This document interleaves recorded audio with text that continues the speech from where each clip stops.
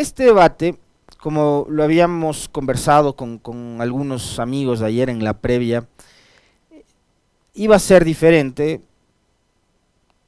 Evidentemente se trata ya de los dos candidatos finalistas. Había mucha expectativa, creo que todavía hay expectativa por lo que puede arrojar este debate. Ustedes saben que los especialistas, los conocedores en materia política y comunicación política sostienen que a veces puede ser más importante el post-debate, el relato que mantenga una u otra candidatura, que el debate en sí mismo, aunque sin uno no existiría lo otro, ¿no es cierto?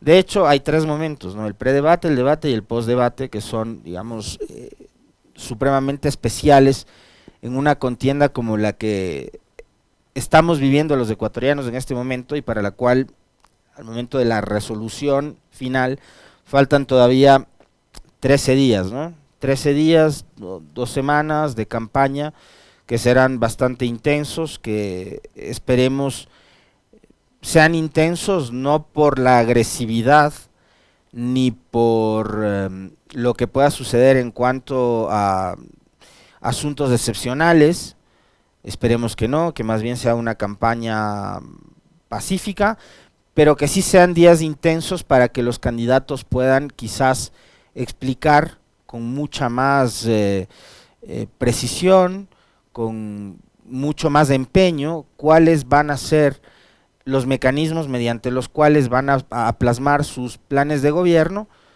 que aparentemente abordan muchos temas, pero para lo cual les queda poco tiempo, ¿no? El próximo gobierno es un gobierno, entiéndase, muy corto, hasta mayo del 2025, y claro, lo urgente tendrá que ser lo relacionado con la seguridad, por ejemplo, sin dejar de lado y sin dejar de atender cosas tan básicas y elementales como por ejemplo la salud, la educación, el tema de la infraestructura, la obra pública, etcétera, etcétera, que han sido aspectos casi que abandonados durante los últimos 6 años, ¿no? Así que yo espero que estas 2 semanas que le restan a la campaña, los candidatos dediquen ese tiempo y aprovechen justamente ese tiempo para explicarnos a los ecuatorianos en general cuáles van a ser los mecanismos, las herramientas, la forma en la que, el cómo van a plasmar sus planes de gobierno, que pueden resultar de lado y lado muy completos, muy llamativos. Ustedes tienen toda la posibilidad y la capacidad de leer los programas de gobierno de Luisa González y del candidato Noboa, de estudiarlos, de reflexionar sobre los mismos, pero todas esas cosas que parecen maravillosas y que nos venden los candidatos en campaña, tienen que decirnos cómo lo van a hacer, sobre todo cuando les queda poquísimo tiempo para eso, ¿no? Ahora, este iba a ser un momento diferente y el debate iba a significar un espacio en el cual los ecuatorianos íbamos a conocer mucho mejor a los dos candidatos en general, pero principalmente al candidato Noboa. ¿Por qué? Porque yo soy de la idea de que en el primer debate Noboa contó a su favor con la presencia de los otros 6 candidatos. 2 de ellos que de alguna forma le ayudaron con su presencia, uno más que otro. Por ejemplo, Topic, a quien por cierto ayer con un video muy a su estilo, digamos, uno podría considerar hasta violento, ¿no? Eso de hacer el gesto de pegarse un tiro en la sien con los dedos.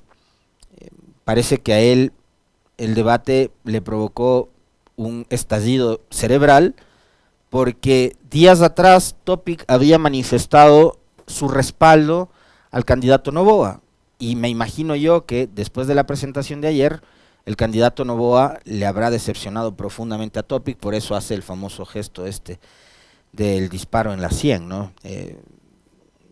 O se anticipó prematuramente a decir que iba a votar por Noboa, y cuando quizás lo más racional hubiera sido esperar a ver cuál era el desempeño, el performance de su candidato, porque está clarísimo que el candidato de Topic, así lo dijo en varias entrevistas, era Noboa, es Noboa. Entonces, claro, si hace ese gesto debe ser porque le causó una profunda decepción.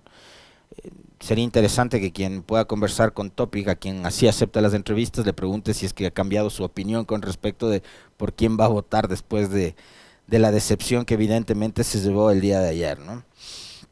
Pero ayer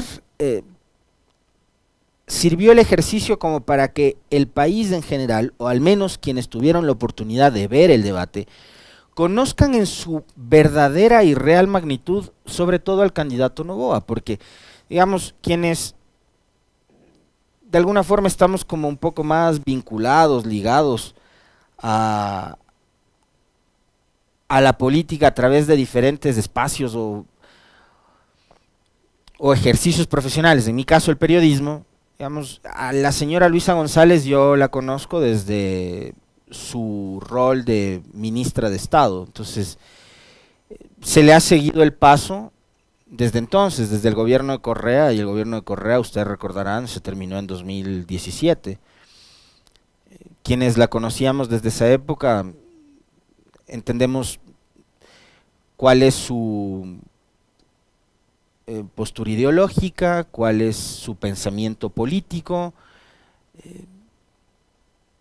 Después, durante su paso por la Asamblea, y antes también, hay que recordar, son cosas no menos importantes, la señora González fue secretaria ejecutiva del Movimiento Revolución Ciudadana, estuvo liderando lo que hoy en día es el movimiento político más importante e influyente que tiene el Ecuador, que es justamente la Revolución Ciudadana. Y después su rol como legisladora también, ¿no? Porque fue elegida en 2021 como asambleísta, se desempeñó como integrante de la Comisión Especializada de la Salud, de Derecho a la Salud, y también formó parte del Comité de Ética de la Asamblea Nacional. Entonces, le hemos seguido la pista a la señora González desde hace mucho tiempo atrás, quienes estamos relacionados con la política de alguna u otra forma, en el caso personal, específicamente el periodismo, ¿no?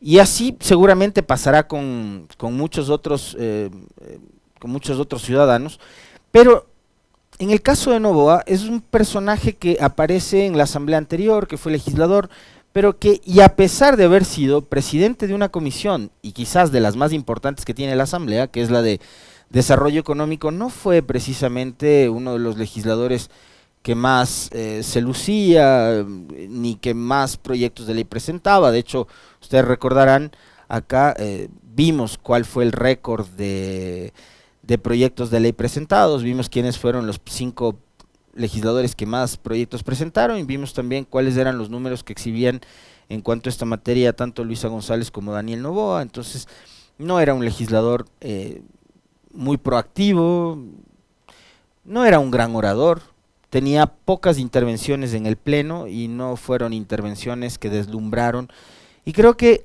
durante los 2 debates algo que también nos deja claro, y no solo en los debates, sino también en las exposiciones que se ha hecho en redes sociales de los discursos que él ha dado y ha expuesto durante la campaña electoral, precisamente Noboa no es un gran orador.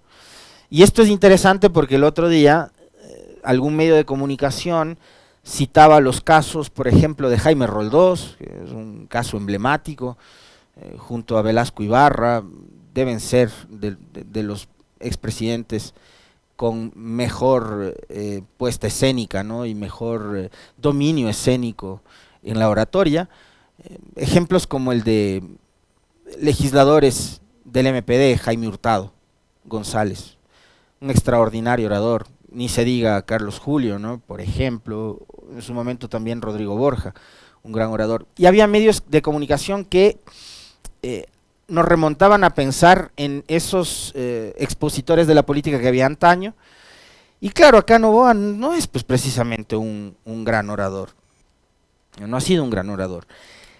Y volviendo al esquema este del debate frente a frente, cara a cara, 1 a 1, Me parece que sirvió mucho para quienes no le conocían, para que, una vez más, insisto, se le vea al señor Daniel Noboa en su real magnitud y en toda su dimensión.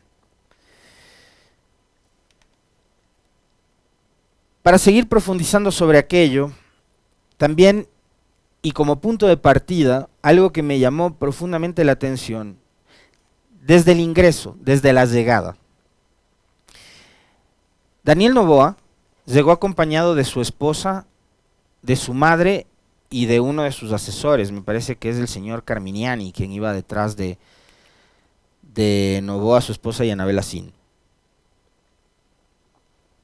Quien dijo Noboa sería su secretario de comunicación. Pero era prácticamente ver entrar a la familia Noboa a el espacio del debate político presidencial, ¿no? Mientras que la señora González fue acompañada de su compañero de fórmula Andrés Arauz. Ahí me parece que hay un potente y muy claro mensaje político.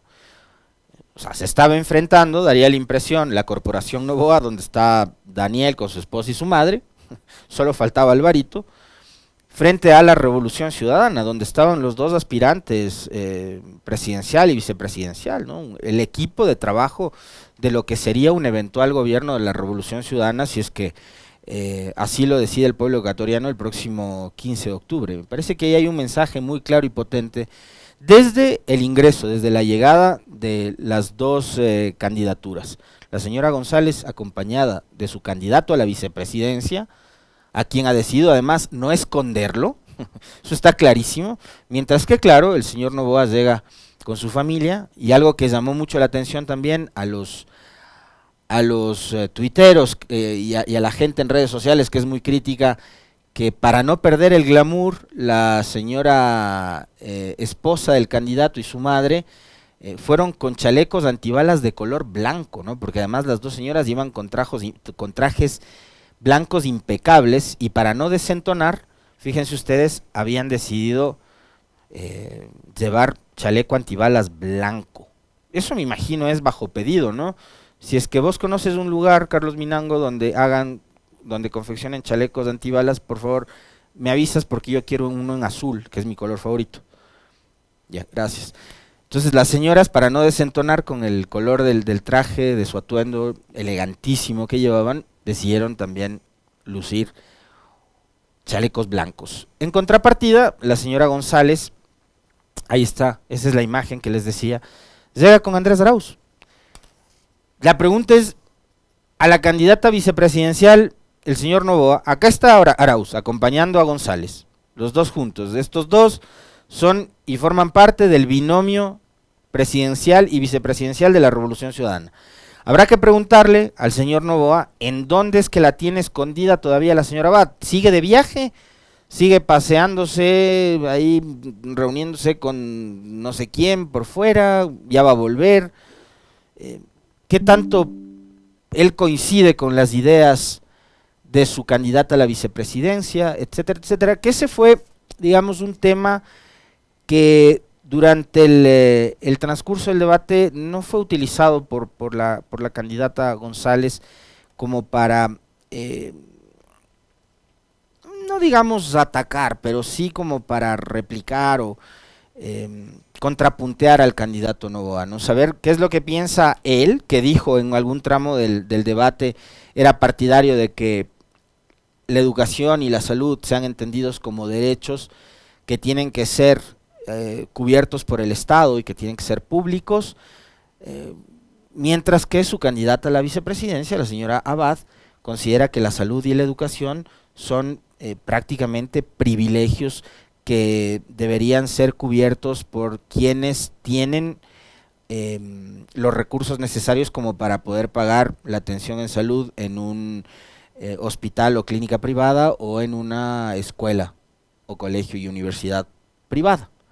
Entonces, creo que por ahí hubo quizás alguna herramienta que pudo haber sido utilizada por la candidata González, pero que no fue así y pasó de largo. Ahora, yo les decía, en esta ocasión iba a ser diferente porque en el debate anterior y por todo lo que se había comentado días antes con respecto de quién iba a ser el segundo en el resultado final del 20 de agosto, quizás las luces, los reflectores estaban enfocados en momentos distintos entre Topic, Sonnenholzner, Topic. Hasta podríamos hablar de un tercer nombre que era Yacu Pérez, que increíblemente se desinfló, que fue una candidatura que no prosperó, que fue una candidatura que finalmente terminó convirtiéndose en una de las candidaturas participantes marginales, que alcanzó un poquito más del 3%, etcétera, etcétera. Pero se hablaba de ellos, nunca se habló como un finalista, un potencial finalista de Daniel Noboa, jamás. Y eso hace que él, durante esa primera fase de la campaña electoral, pase inadvertido y que eso también termine convirtiéndose en un plus y en un beneficio para él. En el debate, como todo estaba centrado entre quienes creía todo el país que iban a ser los finalistas, la señora González tuvo que enfrentar las arremetidas de Topic y de Sonnenholzner. Entonces Noboa pasó desapercibido y fue el candidato que le resultó simpática a la mayoría de la población. Y todo el mundo dijo, sí, sí, por acá es, que no sé qué. Se quedaron con esa actitud un poco más pasiva, más calmada, que incluso fue reconocida por uno de los oponentes, que le decía a Noboa que gracias a él se estaba elevando el nivel del debate y no sé qué.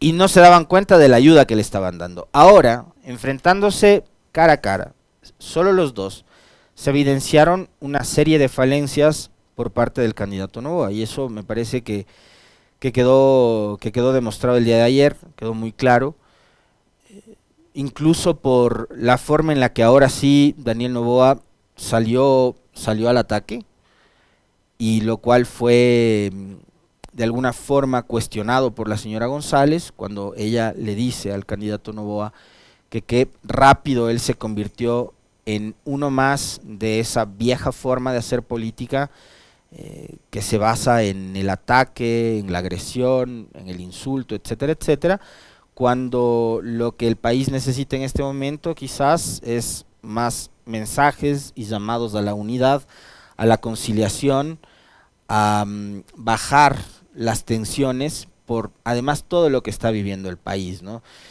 Entonces ya, como les digo, esto va sirviendo poco a poco como para que el país se vaya dando cuenta de cuál es, digamos, la realidad de qué representa además el candidato Daniel Noboa, qué hay detrás del candidato Daniel Noboa, que a propósito de esta suerte como de develamiento del verdadero Daniel Noboa, que ayer en algunos tramos lució un poco lento, eso era lo que decía y comentaba la gente en redes, y yo no podía hacer más que coincidir con eso,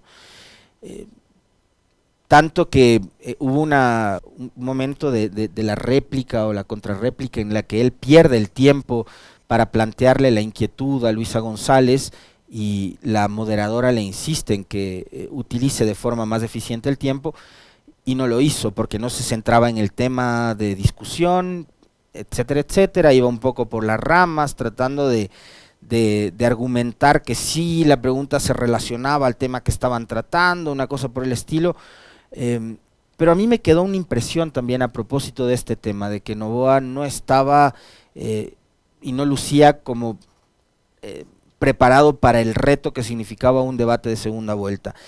Y es aquello que algunos analistas políticos advertían, de que Noboa estaba calentando terrenos para el 2025, y que esta segunda vuelta electoral a Daniel Noboa le cayó prácticamente de sorpresa. Ayer, créanme, mirando la exposición, la puesta en escena, el performance de Daniel Noboa, me quedó esa idea de que en realidad el hombre no está todavía formado como para poder enfrentar una contienda electoral de las magnitudes a la que estamos ahora mismo convocados todos los ecuatorianos. Había gestos, a propósito de lo que me dice don Antonio García, y es verdad, sobre el lenguaje corporal, Noboa mirando siempre abajo, leyendo, haciendo apuntes, mirando a todos lados, mientras la señora González tenía la mirada fija puesta en la cámara, con el famoso gesto de sacarse los lentes para mirar más fijamente a quienes estaban detrás de las pantallas. Creo que eso dice muchísimo de la forma de comunicar también y de la seguridad que tenía una y que no tenía el otro. Eso estaba clarísimo, ¿no?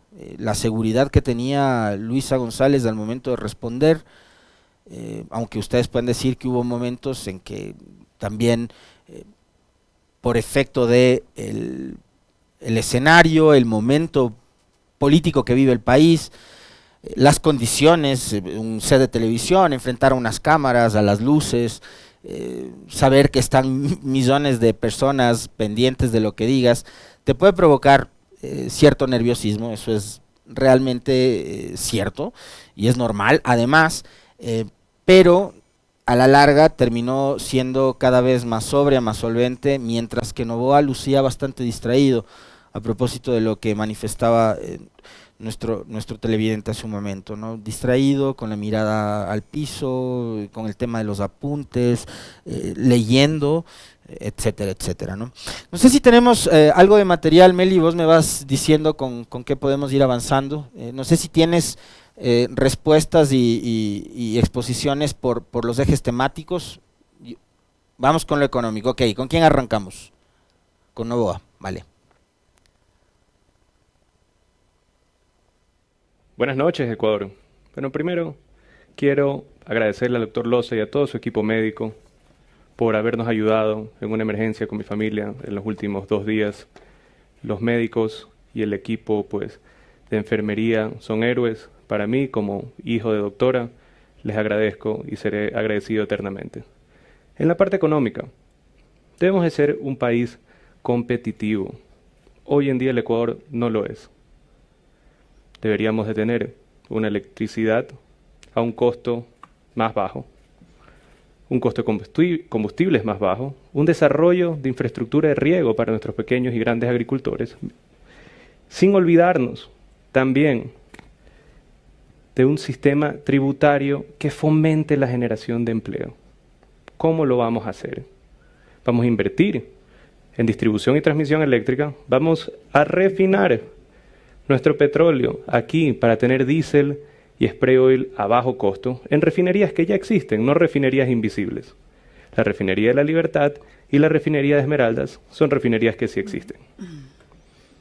Y en el sistema tributario, con un techo de 22% para las compañías, que hayan deducciones de acuerdo a la generación de empleo. Si una empresa cumple el 31 de diciembre, con el SRI, con el Ministerio de Trabajo y con el Seguro Social, va a tener deducciones acorde a su generación de empleo. También deducciones adicionales a la generación de empleo juvenil de egresados de nuestras universidades públicas. Eso es lo que va a traer progreso y desarrollo para el Ecuador. Bien. Ponte pilas, me dice el Esteban. Usted también póngase pilas en la cancha para que no ande perdiendo ahí. Por cierto, felicitaciones a mi equipo de comunicación, ganamos 5-1. Estos paquetes de Radio Pichincha perdieron 2-0. 2-0 perdieron, ¿no? Ya. Ah, ya vas con pretextos. Perdieron 2-0, punto. A ver, en este tema, espero apelar a su buena memoria.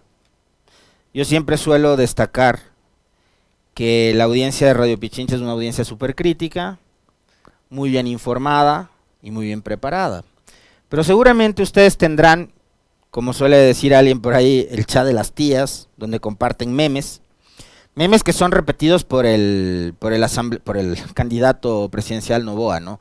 Como el de la famosa refinería invisible o el terreno en donde dice que va a construir un plan de vivienda en donde se gastó 1.200 millones de dólares para aplanar el terreno y lo que no se dice es todas las obras complementarias que se hicieron y no por 1.200 millones de dólares, lo cual es absolutamente falso.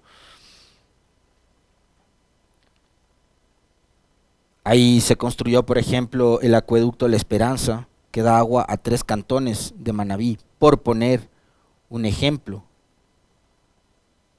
Se hizo caminos de acceso, carreteras, campamentos,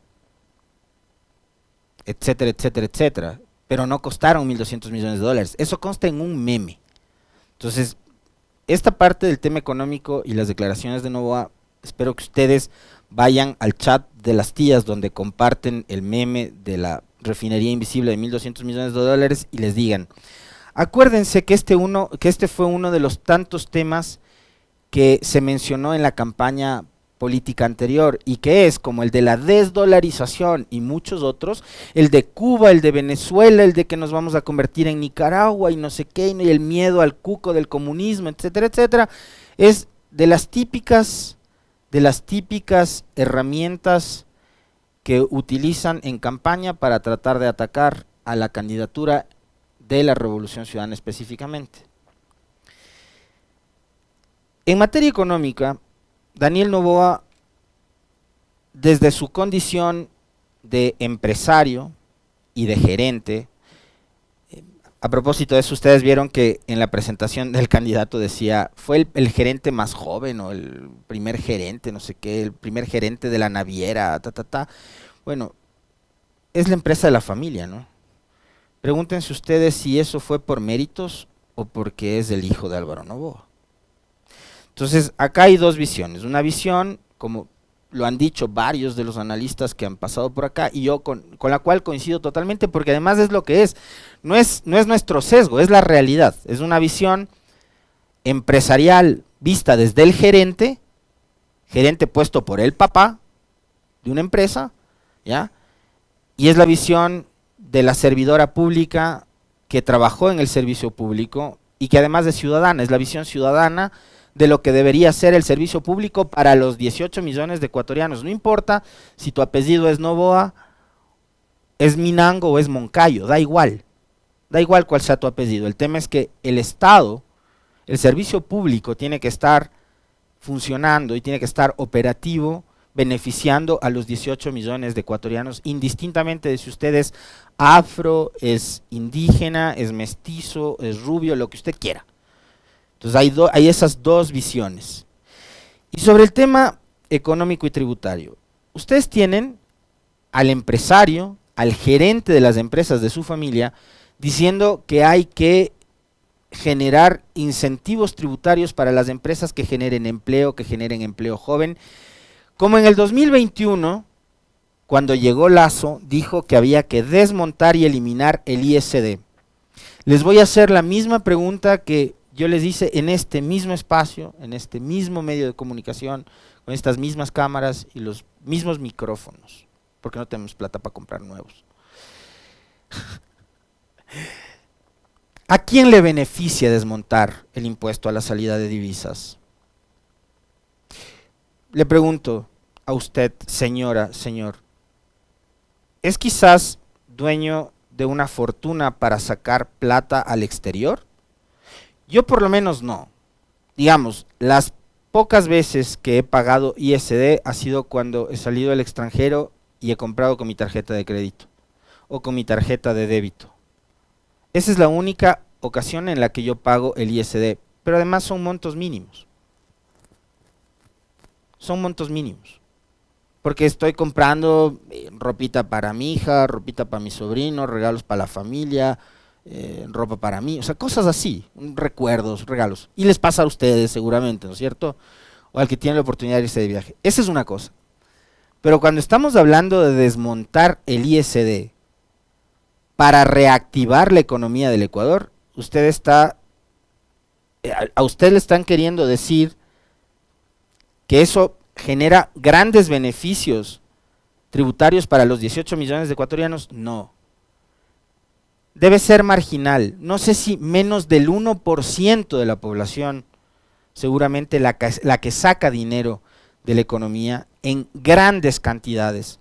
Las grandes fortunas, los poseedores de las grandes fortunas, grandísimas fortunas, esas que tienen miles de millones de dólares, que han sacado además en promedio 30.000 millones de dólares de esta economía, y ojo, si es que hay un problema que tiene la dolarización, es no contar con dólares justamente circulando aquí en el país. Entonces, una de las principales amenazas que tiene la dolarización es precisamente la fuga de capitales. Y si usted lo que va a hacer es desmontar lo que todavía queda del pago del impuesto a la salida de divisas, es justamente promover e incentivar que los dólares que están en esta economía se vayan. Como por ejemplo pasa con el actual presidente de la República, el señor Guillermo Lasso. Ustedes saben perfectamente bien, y el país lo conoció más todavía a partir de la publicación de los Pandora Papers, que el señor Lasso tiene gran parte de su fortuna en paraísos fiscales. Como ocurre también con varios miembros de su gabinete, que tienen inversiones en paraísos fiscales como Panamá. Entonces, desmontar el ISD no le va a beneficiar a usted, porque usted no se va a llevar su plata al exterior. No me va a beneficiar a mí, porque yo ni siquiera tengo plata. ¿Ya? Eso le va a beneficiar a los dueños de las grandes corporaciones, de los grandes bancos, de las grandes empresas, grandísimas empresas, que lo que buscan es sacar los recursos de la economía nacional hacia paraísos fiscales donde no pagan impuestos.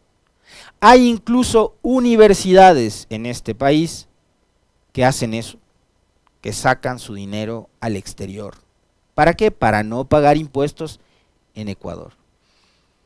Es lo mismo del 2021, es el mismo escenario, son los mismos actores políticos. Y cuando ayer Daniel Noboa decía, ojo, que con eso solo se beneficia a los banqueros, no se olviden que Daniel Noboa y su familia tiene un banco. El Banco del Litoral es de la familia Noboa. Cuando Daniel Noboa dice, yo no soy banquero, eso es mentira. Porque su familia, que es una de las familias más acaudaladas de este país, tiene empresas bananeras, tiene empresas de transporte, tiene ¿cómo se llama? La molinera, tiene el Quaker y no sé qué, y tiene un banco. El Banco del Litoral es de la familia Noboa. Pues, o sea, a ver, esto a propósito de alguien que decía, es que hay un sesgo en tu comentario. Por supuesto que hay un sesgo, porque lo que estamos diciendo además es verdad. ¿O es mentira que el Banco del Litoral le pertenece a la familia Noboa? Es verdad. Entonces, señores, cuando ustedes les están diciendo que desmontando el ISD, el impuesto de la salida de divisas, benefician a la mayoría de ecuatorianos, eso es mentira. Si quieren generar un beneficio a la gente, bajen el IVA, por ejemplo. Pero ¿eso qué significa? Que el Estado va a dejar de percibir o de recibir recursos de manera permanente por pago de impuestos. Tenemos la candidata González, tema económico. Querido pueblo ecuatoriano, en efecto hay un déficit de alrededor de 5.000 millones de dólares en la economía nacional. Esto es la diferencia entre ingresos y egresos del Estado. Como su presidenta, voy a superar este déficit a lo largo del tiempo. No se puede hacer de la noche a la mañana, pero la única forma es con crecimiento económico sostenido.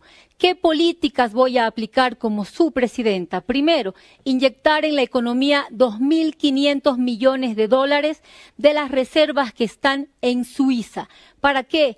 para fomentar el desarrollo, créditos productivos a baja tasa de interés a través de la banca pública entre el 5 y el 7%, reactivar la economía desde lo local, apoyar y devolver el presupuesto a los gobiernos autónomos locales, también el control a la evasión tributaria y fortalecer lo que es la producción petrolera. Bien, ahí me parece que hubo una imprecisión en cuanto al déficit. No es de 5.000 y pico, como dijo la candidata González, sino algo así como 2.400 millones de dólares. Pero hay otra cosa en tema económico que le cuestionaba González a Noboa, y es, el candidato Noboa dijo, voy a traer parte de las reservas, algo así como 1.500 millones de dólares de las reservas en el exterior, para inyectar esos recursos en la economía del Ecuador y poner a funcionar el motor económico de este país.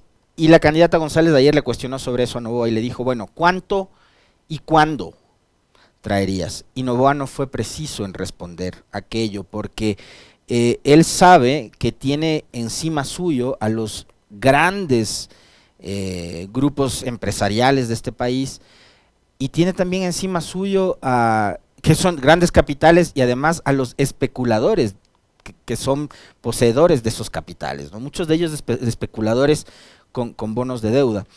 Y porque una declaración de ese nivel en un espacio como el de ayer hubiera significado para el candidato Noboa un golpe a partir de que este famoso riesgo país probablemente hubiera sufrido algún tipo de movimiento, ¿no? Como mucho se especula de que en una u otra encuesta va uno primero, otra segunda, o al revés, etcétera, etcétera. Una declaración de ese tipo habría significado un golpe para Noboa. El tema es que él en una entrevista dijo que sí iba a traer esos dineros y ahora evadió la respuesta. Entonces, ¿por qué lo dijo si no lo iba a hacer? Porque él está, no sé, engañando al país, engañando a sus electores. Lo único que están pretendiendo es conseguir votos, y no importa si para conseguir esos votos a la gente le mentimos. Me da la impresión, y creo yo, queda como esa sensación, porque la pregunta fue muy clara de la señora González con respecto al tema de repatriar recursos, lo cual para la Revolución Ciudadana me parece que está clarísimo, no de ahora, sino desde hace 2 años, cuando Andrés Arauz, recordarán ustedes, proponía inyectar 1.000 millones de dólares a la economía del país con créditos directos de $1.000, por ejemplo, a madres de familia, a madres solteras, a madres jefas de hogar, de hogares con escasos recursos. Justo estábamos atravesando la pospandemia, ¿no? Entonces, la Revolución Ciudadana sobre ese tema me parece que lo tiene mucho más claro. No especula con una propuesta de campaña de ese nivel, de esa magnitud, pero veo que en el caso de Daniel Noboa sí. Y hubo un tema que me lo recuerda y me lo señala el querido César Armando Bermeo, a quien por cierto le mando un abrazo, gracias amigo. Un tema que fue recurrente, y esto ya como para ir cerrando el comentario en lo que respecta al debate, que fue el de la famosa tabla de umbrales de consumo. Lo mencionó en varios tramos, y esta, la de la tabla de umbrales de consumo, es como la desdolarización, es como Cuba, como Venezuela, como Nicaragua, como el cuco del comunismo. Es otra de las tantas viejas confiables que utilizan los candidatos de las derechas en este país para otra vez intentar golpear a la Revolución Ciudadana, ¿no? Recordarán ustedes que esa también fue una propuesta de campaña de Guillermo Lasso. O sea, si parecería más bien que la exposición de Noboa y el plan de gobierno de Noboa en esta segunda vuelta es casi un copy-paste de lo que prometía Lasso. Eliminación del ISD, eliminación de la tabla de drogas, libre acceso a la universidad, igualito, pero es que están calcados, son lo mismo, no, mi querido amigo Guillermo, vaya, revise bien el dato del déficit, no son 5.000 millones. La tabla de umbrales de consumo. Les decía, Lo mismo dijo Guillermo Lasso en el 2021. Y hasta el sol de hoy no ha eliminado la tabla. ¿Saben por qué? Porque los médicos, porque los especialistas, porque los conocedores en la materia, al presidente Lasso, a su ministra de Salud y a su gabinete en general, les deben haber dicho y les deben haber dado la misma explicación que ayer Luisa González le dio a Novoa y que le dio a todo el país, incluidos periodistas que saben perfectamente bien de lo que se trata, pero que no les importa mentir y que no les importa sostener un relato que ya es impracticable a estas alturas y que ojalá lo vayamos superando, porque ya es el colmo de tenernos a seguir debatiendo sobre algo que viene desde hace años atrás y que sigue siendo el gran pretexto para combatir este tema del narcotráfico, del microtráfico y culpar del tema del consumo, de la venta en las escuelas y colegios, no sé qué, a la famosa tabla de umbrales. La tabla de umbrales de consumo no es que a usted le dicen, vea, esto tiene que consumir, vaya y consuma. No, no, no. Lo explicó ayer Luisa González y qué bueno que lo haya hecho de la manera tan didáctica como lo hizo, porque la tabla de umbrales de consumo lo que ha servido es para diferenciar al consumidor, al que es el principal afectado de esta maldita cosa que es la droga, ¿ya?, del traficante, sea microtraficante o gran traficante de drogas. El consumidor tiene que ser atendido por el Estado como un paciente que enfrenta problemas de salud, y el consumo de drogas es un problema de salud pública. Entonces, a un consumidor que lleva en su bolsillo una X cantidad de gramos, que es una cosa mínima para consumir, usted no puede coger y meterle en la misma cárcel con Fito, con Rasquiña o con quien sea, que son los grandes líderes de estas bandas narcodelincuenciales.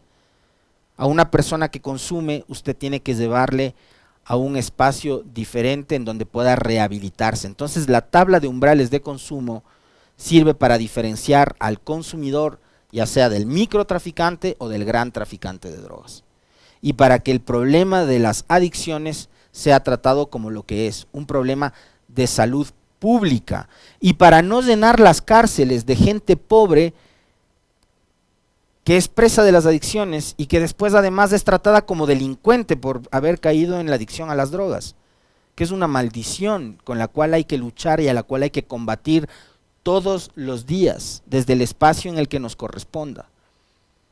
Pero una vez más, y sobre este tema también, dejen de mentirle al país, porque la famosa tabla de drogas, además así le dicen a la tabla de umbrales de consumo, no es un incentivo para que la gente salga a comprar drogas y empiece a consumir.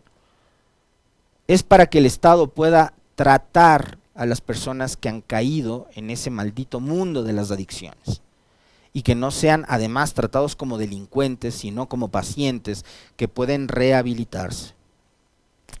Y otra de las viejas confiables es el cuento de la desdolarización. Y a este escenario de la segunda vuelta electoral se ha sumado un evento internacional al que ha asistido Correa, en donde el expresidente de Colombia, Ernesto Samper, hablaba de la desdolarización global. De hecho, empezaba hablando de la desglobalización, que es un fenómeno socioeconómico y geopolítico mundial. El otro día, a propósito de esto, había un amigo en un almuerzo en el que coincidimos que planteaba incluso la desdolarización del idioma. Nos decía que estamos usando muchos anglicismos para nuestras conversaciones cotidianas, ¿no? Que estamos adaptando palabras en inglés para referirnos a X temas, con lo cual, por cierto, yo coincidía. Pero lo que se hablaba acá, y también lo explicó muy específicamente la señora González, es sobre el sistema de pagos en este intercambio comercial que hay entre países. Cuando, por ejemplo, se plantean desde otros espacios de la geopolítica quizás monedas alternativas. Ahí están, por ejemplo, los BRICS, ¿no? un bloque de países importantísimo, entre Brasil, la India, Rusia, etcétera. Y claro, Estados Unidos ante todo eso, ante todos estos bloques está perdiendo hegemonía y ahora nos quieren venir a nosotros a meter el cuento de que a partir de aquello se plantea desdolarizar el Ecuador, lo cual es absolutamente falso. Y no sé si tienes tú el corte de Luisa González hablando sobre el tema de dolarización. Meli, ¿tienes? Suéltale, porque ayer en la noche escuché un espacio de opinión, entre comillas, para los que me dicen a mí sesgado, esto me encanta. Carlos Vera dijo: nunca la señora González en todo el debate dejó claro si va a fortalecer o no la dolarización. Escuchemos qué fue lo que dijo González. Primero, queridos ecuatorianos, ya no nos dejemos engañar. Van 15 años hablando de desdolarización.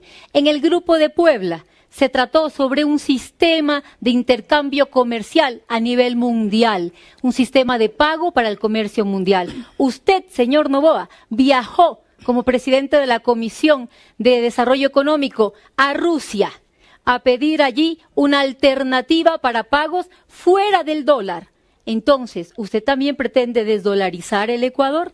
Yo lo que voy a hacer es inyectar recursos en la economía, aumentar la productividad y la producción, todo lo que es la industria nacional, fortalecerla para sostener y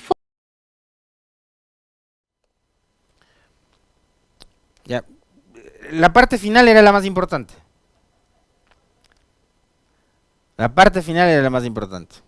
¿Qué dijo ella? Que iba a hacer todo lo posible para inyectar dólares en la economía. ¿Para qué? Para sostener y fortalecer ¿qué? La dolarización.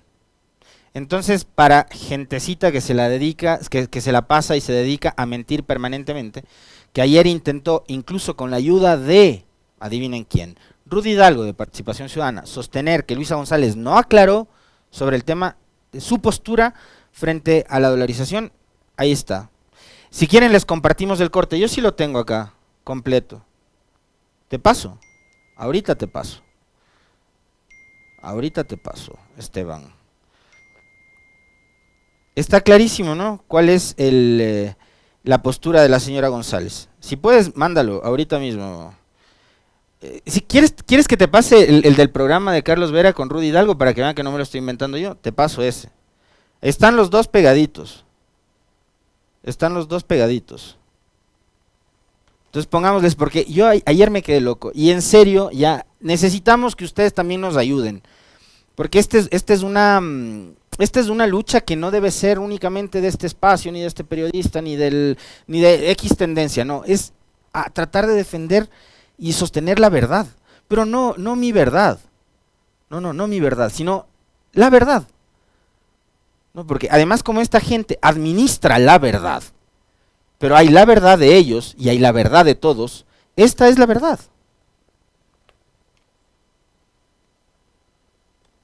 Después ella de alguna manera responde y dice que no es que no van a desdolarizar, y lo llama y le pone un nombre a un sistema de intercambio comercial a nivel mundial, un poco dándose la vuelta alrededor del discurso que tiene Samper en ese video, ¿no es cierto? Pero que todos sabemos finalmente que es una vía para la desdolarización. Ruth, pero no dice nunca, no me propongo desdolarizar. Esta es una corriente mundial que en la medida en que llegue al Ecuador veremos si la asimilamos o no. ¿Qué es lo que debía haber dicho? Ella se da la vuelta y no asume una posición. Primero, queridos ecuatorianos, ya no nos dejemos engañar. Van 15 años hablando de desdolarización. Yo lo que voy a hacer es inyectar recursos en la economía, aumentar la productividad y la producción, todo lo que es la industria nacional, fortalecerla para sostener y fortalecer la dolarización. Fue mi bancada la que propuso que en la Constitución conste el dólar como nuestra moneda. Propuesta que no contó con su voto. Entonces, quizás es usted el que piensa desdolarizar.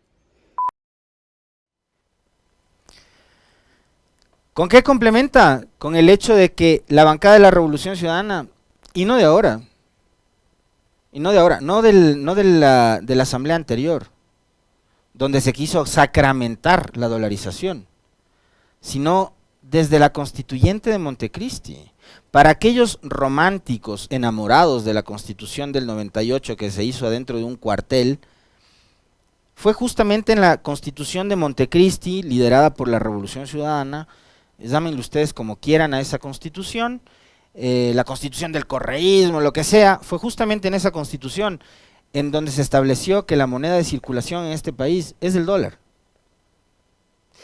Y lo que dijo finalmente la señora González es que va a hacer todo lo posible por generar producción, por inyectar recursos a la economía. ¿Para qué? Para fortalecer y sostener la dolarización.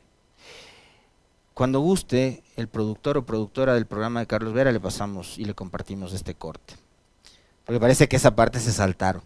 8:03. De aquí en adelante, señoras y señores, la decisión y lo que pase con este país será responsabilidad absoluta y totalmente de ustedes y de nosotros los ciudadanos.